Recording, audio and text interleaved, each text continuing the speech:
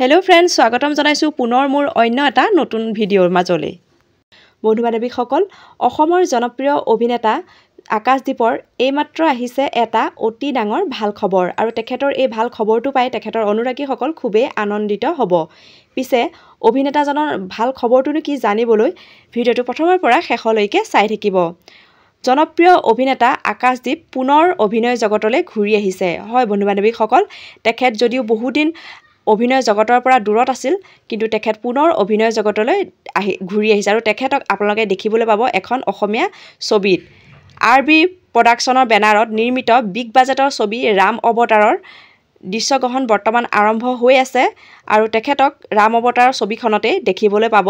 অন্য এক ৰূপত তেখেতক অন্য এক পৃথক ৰূপত এইবাৰ আপোনালোকে দেখিবলৈ পাব জনপ্ৰিয় অভিনেতা আকাশদ্বীপক জনপ্ৰিয় দক্ষ পৰিচালক তথা চিত্ৰনাট্য ৰজনী বৰ্মনৰ কাহিনী চিত্ৰনাট্য আৰু পৰিচালনাৰে আহি আছে ৰাম অৱতাৰ আৰু ছবিখনত আকাশদ্বীপৰ উপৰিও ৰমেন তামুলী সিদ্ধাৰ্থ কলিতা সম্পক শৰ্মাৰ উপৰিও বহুকেইজন নপুৰণি শিল্পীক আপোনালোকে ছবিখনত দেখিবলৈ পাব খবৰটো শুনি আপোনালোকৰ কেনেকুৱা লাগিল প্লিজ কমেন্ট কৰি জনাবচোন আৰু ভিডিঅ'টো চাই যদি ভাল লাগিলে ভিডিঅ'টো প্লিজ লাইক কৰিব কমেন্ট কৰিব শ্বেয়াৰ কৰিবলৈ নাপাহৰিব